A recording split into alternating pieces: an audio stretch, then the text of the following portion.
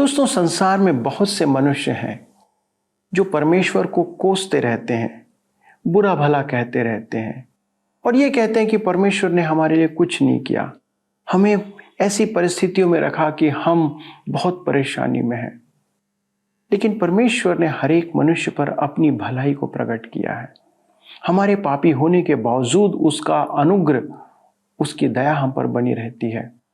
और जिस रीति से परमेश्वर ने हम पर अनुग्रह किया है, अपनी दया को प्रकट किया है, परमेश्वर चाहता है कि हम भी अपने जीवन से दूसरों पर उसके अनुग्रह को प्रकट करें। हमारे पास सदा दो विकल्प होते हैं, एक भलाई और एक बुराई करने का।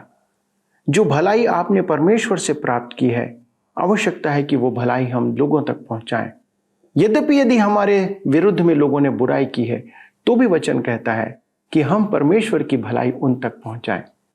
आप कौन सा निर्णय लेना चाहते हैं? कैसे ये निर्णय ले सकते हैं?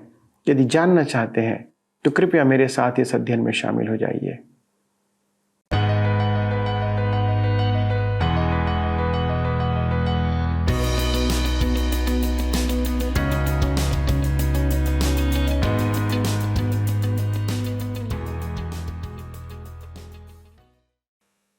प्रिय मित्रों, आप सभी को प्रेम भरा नमस्कार और आदर सहित आभार, क्योंकि आप प्रतिदिन हमारे साथ वचन के अध्ययन में शामिल हो रहे हैं। मैं अपने पुराने दर्शकों के साथ सभी नए दर्शकों का भी स्वागत करता हूं कि आज से आप हमारे साथ इस धारावाहिक बाइबल अध्ययन में शामिल हो रहे हैं। अपने सभी नए दर्शकों को मैं बताना चाहता हूं कि हमारे सारे अध्ययन YouTube पर भी उपलब्ध हैं और आप अपनी सुविधा के अनुसार YouTube पर TWR हिंदी सर्च करके उसे देख सकते हैं और सारे पुराने अध्ययनों का आप लाभ उठा सकते हैं। हम इन दिनों नीति वचन से बुद्धि की बातों पर मनन कर रहे हैं और जान रहे हैं कि बुद्धिमानी और मूर्खता में क्या अंतर है। आज भी हम उसमें कुछ नैतिक बातों को सीखेंगे कि वचन हमें उन बातों में क्या सिखाना चाहता है। दोस्तों, परमेश्वर ने हम पर अनुग्रह किया है और हमारे लिए आवश्यक है कि हम उस अनुग्रह को जो हमने पाया है उसे दूसरों तक पहुंचाने का माध्यम बने। परमेश्वर हम सभी से यही चाहता है कि हम दूसरों पर अनुग्रह की दृष्टि रखें, चाहे वह कोई भी क्यों ना हो। ऐसा करने से हम कभी भी परमेश्वर के अनुग्रह को नहीं खोएंगे। हमने जो पाया है उसे हमें सेंत मेंत दूसरों को देना है, अर्थात जैसा व्यवहार परमेश्वर ने हमारे साथ किया है, हमें भी दूसरों के साथ वैसा ही व्यवहार करना है। तो चलिए जानते हैं कि परमेश्वर हमसे क्या चाहता है और अपने अध्ययन में आगे बढ़ते हैं। मित्रों, आइए आज हम अपने अध्ययन में आगे बढ़ें और नीति वचन की पुस्तक 11 अध्याय उसके 15 पद को पढ़ें। यहाँ पर लिखा है, जो परदेशी का उत्तरदायी होता है वह बड़ा दुख उठाता है, परंतु जो जमानत लेने से घृणा करता है वह निडर रहता है। ध्यान दीजिए, जो परदेशी का उत्तरदायी होता है वह बड़ा दुख उठाता है। वह देखेगा कि उसने बड़ी भारी भूल की है, परंतु परदेशी के लिए एक उत्तरदायी व्यक्ति है। आप जानते हैं वह कौन है? 2 कुरिन्थियों के पत्री 8 अध्याय उसके 9 पद में लिखा है, तुम हमारे प्रभु यीशु मसीह का अनुग्रह जानते हो कि वह धनी होकर भी तुम्हारे लिए कंगाल बन गया, ताकि उसके कंगाल हो जाने से तुम धनी हो जाओ। उसने आपके और मेरे पापों का ऋण चुकाया। उसे वह भयानक दंड चुकाना पड़ा जो हमें भोगना था। उसका यह अनुभव भविष्यवाणी के भजन संहिता 69 के पद 4 में व्यक्त है। लिखा है, जो अकारण मेरे बैरी हैं वे गिनती में मेरे सिर के बालों से अधिक हैं। मेरे विनाश करने वाले जो व्यर्थ मेरे शत्रु हैं वे सामर्थी हैं। इसलिए जो मैंने लूटा नहीं वह भी मुझको देना पड़ा। और यशाया में भी उसका वर्णन है। यशाया नबी की पुस्तक 53 अध्याय उसके 7 पद में, वह सताया गया तो भी वह सहता रहा और अपना मुंह न खोला। जिस प्रकार भेड़ वध होने के समय और भेड़ी ऊन कतरने के समय चुपचाप शांत रहती है, वैसे ही उसने भी अपना मुंह न खोला। मेरे मित्रों, दंड चुकाना अनिवार्य था और प्रभु यीशु ने उसका उत्तरदायित्व उठाया। रोमियो के पत्र 6 अध्याय उसके 23 पद में लिखा है, क्योंकि पाप की मजदूरी तो मृत्यु है, परंतु परमेश्वर का वरदान हमारे प्रभु मसीह यीशु में अनंत जीवन है। यहाँ मजदूरी अर्थात दंड जो प्रभु यीशु ने मेरे लिए, आपके लिए उठाया, यह कैसा अद्भुत उपकार है। डॉक्टर आयरनसाइड ने लिखा है, उसने काट पर मेरा दंड उठाया और अब जमानतदार और पापी दोनों मुक्त हैं। उसने मेरा स्थान ले लिया। नीति वचन 11 के 16 पद में लिखा है, अनुग्रह करने वाले स्त्री प्रतिष्ठा नहीं खोती है और उग्र लोग धन को नहीं खोते। इससे मुझे रूत का ध्यान आता है। वह एक गरीब विधवा थी, परंतु उसने अपना सम्मान बनाए रखा। रूत की पुस्तक 3 अध्याय में बोआज ने उससे कहा, रूत 3 उसके 11 पद में, इसलिए अब हे मेरी बेटी मत डर, जो कुछ तू कहेगी मैं तुझसे करूंगा, क्योंकि मेरे नगर के सब लोग जानते हैं कि तू भली स्त्री है। ध्यान दीजिएगा, संपूर्ण बैतलहम जानता था कि वह पुरुषों के संबंध में ही नहीं, हर एक बात में अपना सम्मान बनाए रखती थी। इस पद का दूसरा भाग बोआज के संबंध में है, उग्र लोग धन को नहीं खोते। नीति वचन 11 उसके 18 से 21 में लिखा है, दुष्ट मिथ्या कमाई कमाता है, परंतु जो धर्म का बीज बोता उसको निश्चय फल मिलता है। जो धर्म में दृढ़ रहता वह जीवन पाता है, परंतु जो बुराई का पीछा करता वह मृत्यु का कौर हो जाता है। जो मन के टेढ़े हैं उनसे यहोवा को घृणा आती है, परंतु वह खरी चाल वालों से प्रसन्न रहता है। मैं दृढ़ता के साथ कहता हूं, बुरा मनुष्य निर्दोष न ठहरेगा, परंतु धर्मी का वंश बचाया जाएगा। यहाँ पाप और धार्मिकता में विषमता दर्शाई गई है, परंतु दुष्ट और मन के टेढ़े मनुष्यों को दंड दिया जाएगा। उनका बचना संभव नहीं है। विश्वासी की धार्मिकता प्रभु यीशु की धार्मिकता है। क्योंकि हमारे पास प्रभु यीशु की धार्मिकता है, इसलिए हम मृत्यु से जीवन में प्रवेश करेंगे। मैं तुमसे सच सच कहता हूं, वह समय आता है और अब है जिसमें मृतक परमेश्वर के पुत्र का शब्द सुनेंगे और जो सुनेंगे वे जिएंगे। यूहन्ना रचित सुसमाचार 5 अध्याय उसके 24 पद में हम इसे पाते हैं। यहाँ एक अति उत्तम नीति वचन है। नीति वचन 11 के 22 में लिखा है, जो सुंदर स्त्री विवेक नहीं रखती वह थुथुन में सोने की नथ पहने हुए सूअर के समान है। यह सच है। ऐसी स्त्रियां बहुत हैं, वे सुंदर स्त्रियां हैं, परंतु वे विवेक नहीं रखती हैं। नीति वचन 11 के 23 में आगे लिखा है, धर्मियों की लालसा तो केवल भलाई की होती है, परंतु दुष्टों की आशा का फल क्रोध ही होता है। जी हाँ, शांति और आनंद पाने के लिए मसीह के साथ उचित संबंध होना आवश्यक है। नीति वचन 11 उसके 24 और 25 पद में हम पढ़ते हैं, ऐसे हैं जो छितरा देते हैं तो भी उनकी बढ़ती ही होती है, और ऐसे भी हैं जो यथार्थ से कम देते हैं और इससे उनकी घटती ही होती है। उदार प्राणी हृष्ट पुष्ट हो जाता है और जो दूसरों की खेती सींचता है उसकी भी सींची जाएगी। यह असंगत परंतु युक्त युक्त कथन है। प्रभु ने स्वयं कहा है कि थोड़ा बोने वाला थोड़ा ही काटता है। यह एक सामान्य सिद्धांत है। यह प्रभु को देने में भी प्रासंगिक है। नीति वचन 11 के 26 में लिखा है, जो अपना अनाज रख छोड़ता है उसको लोग शाप देते हैं, परंतु जो उसे बेच देता है उसको आशीर्वाद दिया जाता है। मेरे मित्रों, इस वचन को पढ़कर मुझे मिस्र में यूसुफ का ध्यान आता है। उसने 7 वर्ष तक अनाज एकत्र किया, फिर अकाल के समय संपूर्ण संसार को खिलाया, अपने पिता, भाइयों और उनके परिवारों को भी। दाऊद के युग में नाबाल एक कंजूस मनुष्य था।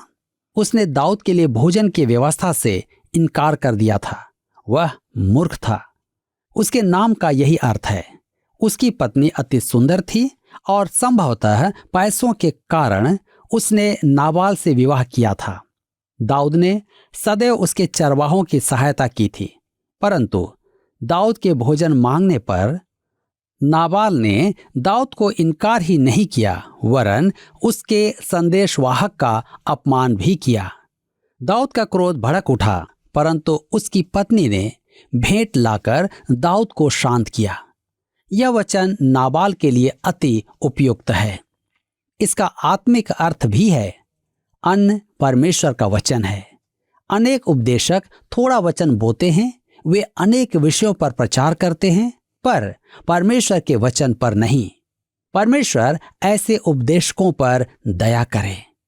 मेरे प्रियो, हम सबको ही बीज बोना है, केवल उपदेशकों को ही नहीं। क्या आप बीज लेकर चुप बैठे हैं? अपने पड़ोसियों में वचन नहीं सुना रहे हैं। अपने आस पड़ोस में वचन के प्रसारण में आप एक महान सहयोगी बन सकते हैं। मेरे प्रियो, जो अपना अनाज रख छोड़ता है उसको लोग श्राप देते हैं, परंतु परमेश्वर का वचन सुनकर आपको कोई धन्यवाद कहे तो वह कैसे आनंद की बात होती है। जो उसको बेच देता है उसको आशीर्वाद दिया जाता है या वह निर्मोल दे दे।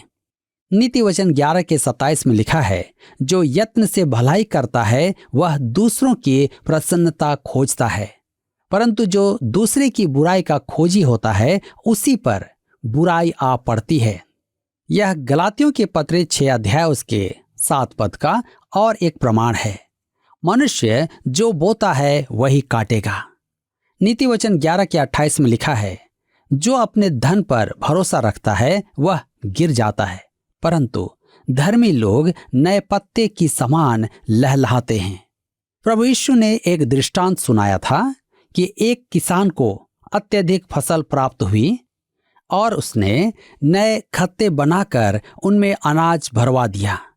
इसमें कोई बुराई नहीं, परंतु प्रभु यीशु ने उसे मूर्ख कहा, क्योंकि उसने इसे जीवन की तो चिंता की, परंतु अनंत जीवन का ध्यान नहीं रखा।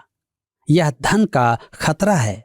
स्वर्ग में प्रवेश खरीदा नहीं जा सकता है। नीति वचन 11 के 30 में लिखा है, धर्मी का प्रतिफल जीवन का वृक्ष होता है और बुद्धिमान मनुष्य लोगों के मन को मोह लेता है। एक बार प्रचारकों के पुत्रों पर सर्वेक्षण किया गया, क्योंकि वे प्रायः आलोचना के पात्र होते हैं, परंतु सर्वेक्षण से ज्ञात हुआ कि अमेरिका के अनेक राष्ट्रपति प्रचारकों की संतान थे, जिसमें राष्ट्रपति वुड्रो विल्सन भी शामिल हैं। कुछ प्रख्यात वैज्ञानिक भी प्रचारकों की संतान हैं। आज परिवार में मेल मिलाप पर परामर्श सभाओं का आयोजन किया जाता है। यदि हम परमेश्वर के वचन को पढ़ें और ईश्वर परायण जीवन जिएं तो इन सभाओं की आवश्यकता नहीं है। परिवार में धार्मिकता आ जाने से अनेक समस्याएं समाप्त हो जाती हैं। धर्मी का प्रतिफल जीवन का वृक्ष होता है। बुद्धिमान मनुष्य लोगों के मन को मोह लेता है। आज व्यक्तिगत गवाही को बहुत महत्व दिया जाता है। यह अच्छा है। मेरे विचार में आज के युग में यह एक अति उत्तम अभ्यास है। परमेश्वर का वचन कहता है, बुद्धिमान मनुष्य लोगों के मन को मोह लेता है। नीति वचन 11 उसके 31 पद में आगे लिखा है, देख, धर्मी को पृथ्वी पर फल मिलेगा तो निश्चय है कि दुष्ट और पापी को भी मिलेगा। न्याय का दिन आ रहा है, इसमें कोई भी दो राय नहीं है। यहाँ पर इसी के साथ अध्याय 11 समाप्त होता है और अब हम अध्याय 12 से अपने अध्ययन को बनाए रखेंगे। बुद्धि ने अपना स्कूल खोला और सड़कों पर जाकर युवाओं को निमंत्रण दिया। वे उसकी पाठशाला में आए। वहां कुछ युवा अभी नए नए हैं, परंतु निर्देश अति महत्वपूर्ण है। तो आइए पढ़ें नीति वचन 12 उसके 1 पद। जो शिक्षा पाने से प्रीति रखता है वह ज्ञान से प्रीति रखता है, परंतु जो डांट से बैर रखता वह पशु सरीखा है। वह मनुष्य जो शिक्षा से लगाव रखता है उसमें सर्वोच्च प्राथमिकता की समझ होती है और वह उच्च आचरण को भी भली भांति समझता है। इसका अर्थ है कि निर्देशों को स्वीकार करता है। मैं यह अवश्य कहूंगा कि मनुष्यों को परमेश्वर का वचन सुनाने के बाद एक बहुत बड़ी समस्या यह होती है कि उन्हें उसके पालन के लिए कैसे प्रेरित करें। आज्ञा पालन अति आवश्यक है।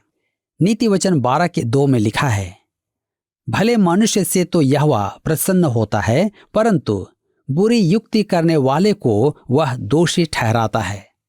भजन संहिता 1:5 में लिखा है, दुष्ट लोग अदालत में स्थिर न रह सकेंगे और न पापी धर्मियों की मंडली में ठहरेंगे। जी हाँ, चाहे दुष्ट मनुष्य की दृष्टि में कितना भी प्रसिद्ध हो, धनवान हो या प्रतिष्ठित हो, उसका अंत दुखता और पछताने का ही होगा। परमेश्वर निश्चय ही ऐसों का न्याय करेगा। बुरी युक्ति करने वाले को वह दोषी ठहराता है।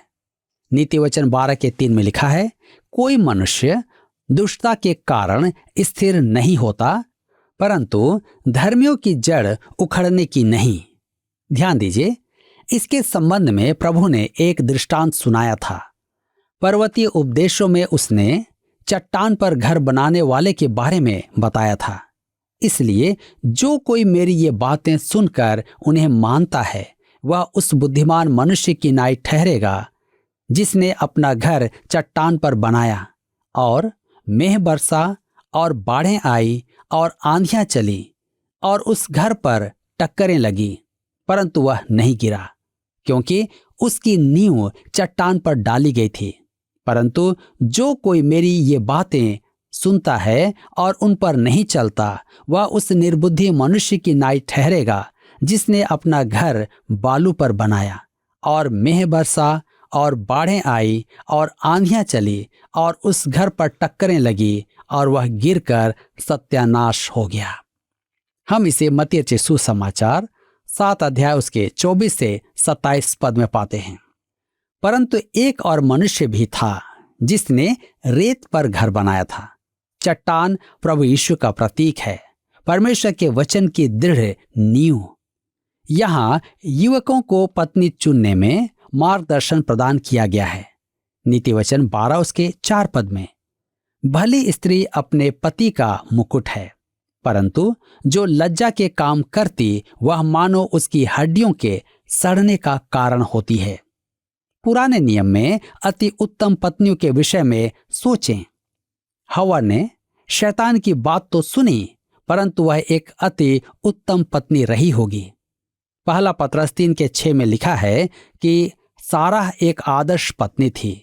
मूसा की माता याकोबेद भी निस्संदेह एक असामान्य स्त्री थी, परंतु कुछ स्त्रियों को पुरुषों की हड्डियों के सड़ने का कारण कहा जाता है।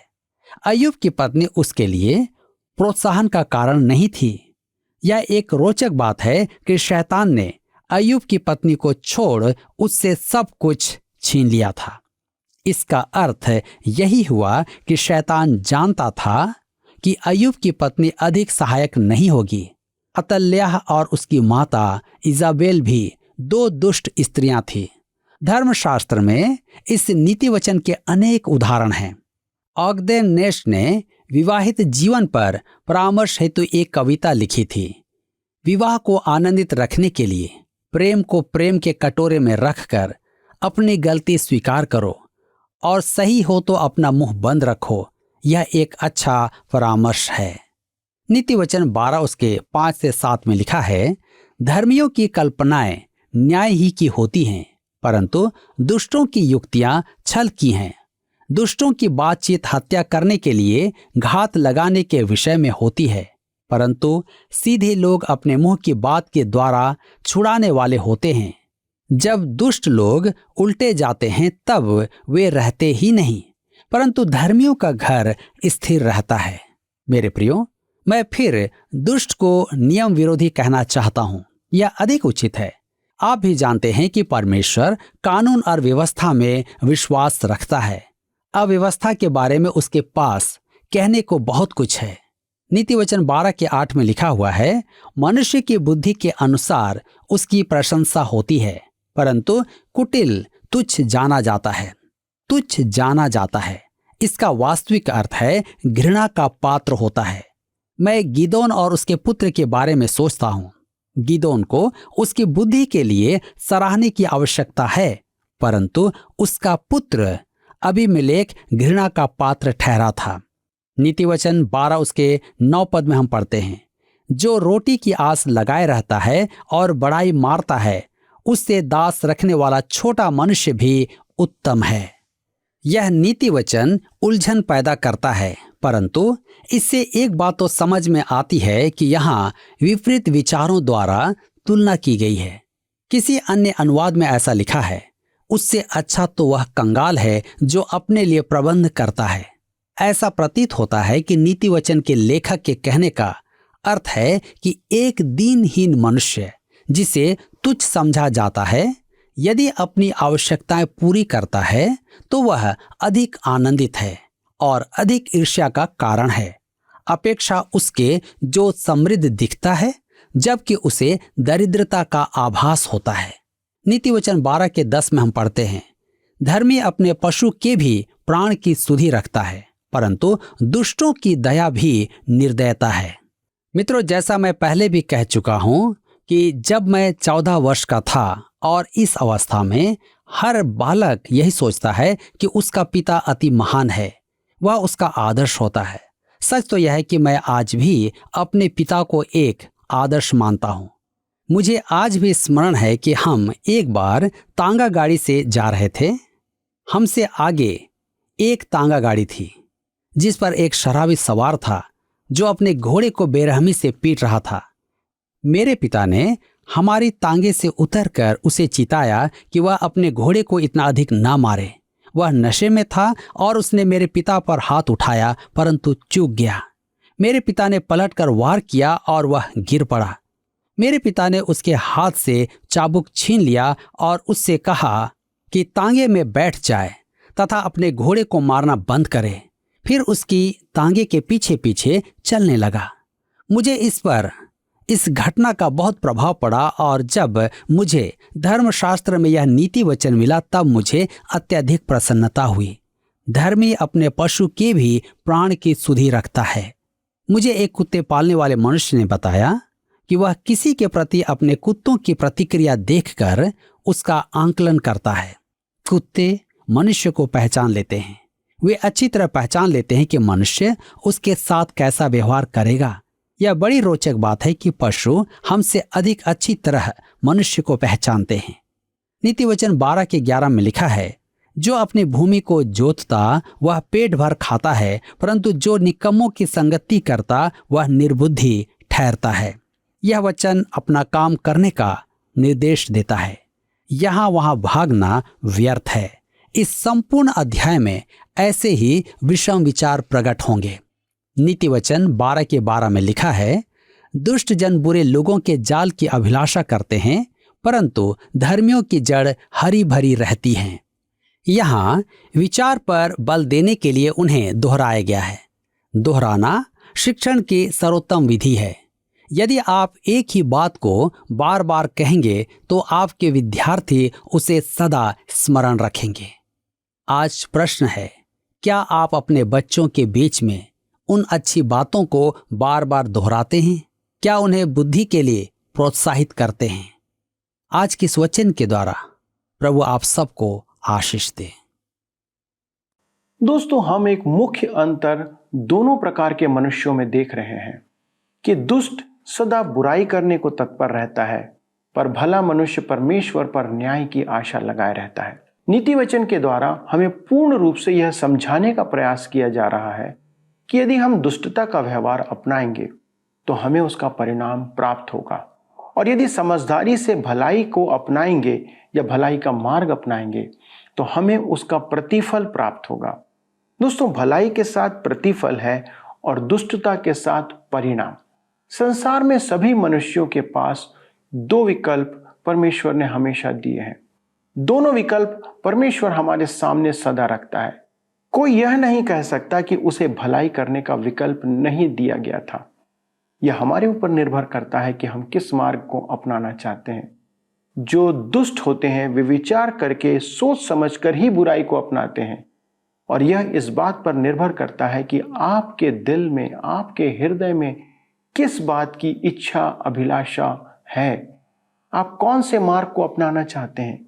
दोस्तों, हमारे सामने भलाई और दुष्टता दोनों विकल्प रहते हैं, और निर्णय भी आपका ही है, जिसका परिणाम भी आपको ही प्राप्त होगा। आइए दोस्तों, प्रार्थना करें कि हम सही निर्णय लें, जो परमेश्वर का वचन कहता है वैसा निर्णय लें। हमारे स्वर्गीय पिता परमेश्वर, हम धन्यवाद देते हैं प्रभु आपके प्रेम और दया के लिए। प्रभु, हम इस बात के लिए भी धन्यवाद देते हैं कि आपने हम पर भलाई किया है। जब हम पापी ही थे तो आपने हम पर अनुग्रह किया और हमारे पापों को क्षमा किया, और हमारे लिए मसीह उस क्रूस पर मारा गया।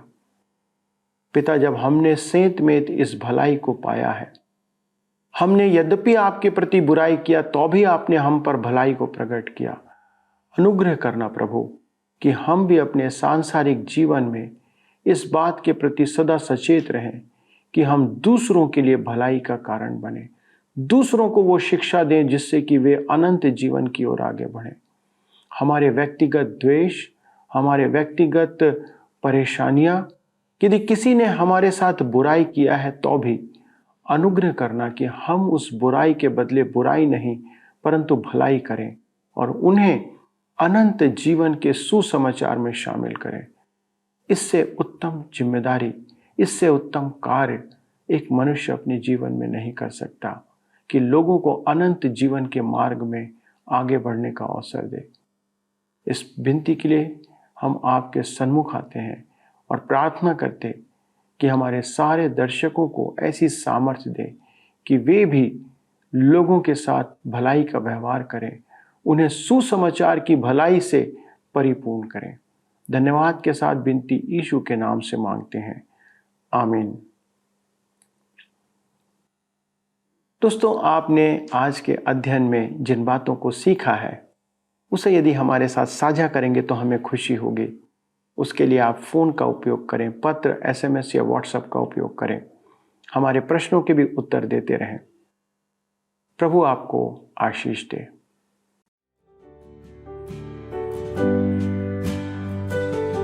तेरी जय होवे सदा, सनातन तक तू राज करे। है तुझ सा कोई नहीं, सिंहासन पे विराजमान, धरती गाए तेरी गुणगान। है तुझ सा कोई नहीं। घुटनों पे आते हैं जय तेरी, गाते हैं। घुटनों पे आते हैं जय तेरी, गाते हैं। तू महान महान महान है, तू महान महान महान है तुझ सा कोई नहीं। पिछले प्रश्न का उत्तर है सी, मृत्यु। बाइबल में परमेश्वर की सहभागिता से सदा के लिए दूर हो जाने के लिए मृत्यु शब्द या युक्ति का उपयोग किया गया है। आज के अध्ययन पर आधारित प्रश्न है, किसने दाऊद और उसके सैनिकों को जंगल में भोजन देने से इनकार किया था? ए, शाऊल, बी, नाबाल, सी, अमालेकियों, डी, अबीगैल। मित्रों, इस प्रश्न का उत्तर हमें कल सुबह 6 बजे से पहले विकल्प A, B, C या D के साथ अपना नाम, पता, स्थान के साथ 9651433397 पर SMS या WhatsApp करें। सभी विजेताओं को विशेष पुरस्कार प्रदान किए जाएंगे। धन्यवाद। क्या आपको यह कार्यक्रम पसंद आया? अभी हमें एक मिस कॉल करें और आप अगले विजेता हो सकते हैं।